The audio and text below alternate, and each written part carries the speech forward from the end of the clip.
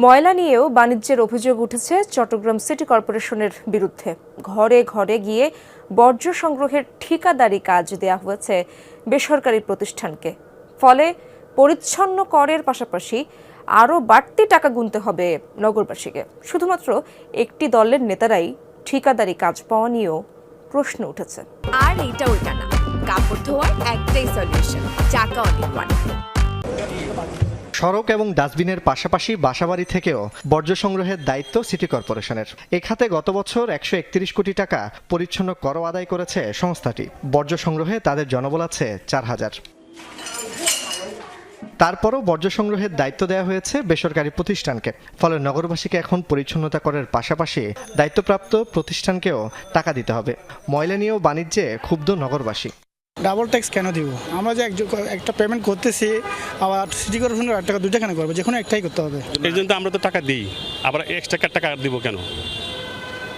তো টাকা না কোনো মানে হয় না। ট্যাক্স তো একটা দিচ্ছি, বাট আবার আরেকটা যদি আমাদের গাড়ির উপরে ছাড়া দেন, তাহলে এটা আমাদের জন্য বিশাল একটা বোঝা হলে না, জুলুম হয়ে যাবে না আমাদের জন্য। জনগণের উপরে এটা একটা পুরো একটা চাপ সৃষ্টি আর কি। বর্জ্য সংগ্রহ কার্যক্রম বেসরকারি প্রতিষ্ঠানের হাতে তুলে দিতে সিটি কর্পোরেশনের ডাকা টেন্ডারে 191টি প্রতিষ্ঠান অংশ নেয়। মূল্যায়ন শেষে 19টি ওয়ার্ডে 19টি প্রতিষ্ঠানকে দায়িত্ব দেওয়া হয়, যার প্রায় সবগুলোর মালিক বিএনপি ও অঙ্গ সংগঠনের নেতা। আওয়ামী লীগ সরকারের সময়ও একই কাজ পেয়েছিলেন দলীয় নেতারা। একই ট্যাক্স, পরিচ্ছন্নতার ট্যাক্স সাধারণ মানুষ দুবার কোনোভাবেই দিতে পারবে না। একবার সে হোল্ডিং ট্যাক্সের মাধ্যমে নিচ্ছে পরিচ্ছন্নতার জন্য, আবারও নতুন করে বেসরকারিকরণের মধ্যে দিয়ে আছে। আমরা এটার তীব্র নিন্দা জানাই এবং এটা কোনোভাবেই এই চট্টগ্রামের মানুষ মেনে নেবে না। শর্ত অনুযায়ী আবেদনকারী প্রতিষ্ঠানের অভিজ্ঞতা, পর্যাপ্ত জনবল, গাড়ি ও সরঞ্জাম থাকা বাধ্যতামূলক হলেও যেসব প্রতিষ্ঠান কাজ পেয়েছে তাদের কারোরই এসব নেই। তবে টেন্ডারে অনিয়মের অভিযোগ অস্বীকার করেছে সিটি কর্পোরেশন।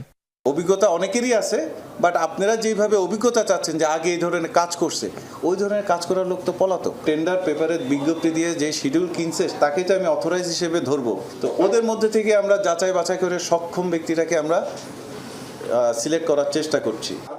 জোবায়েদ ইবনে শাহাদাত, যমুনা নিউজ, চট্টগ্রাম।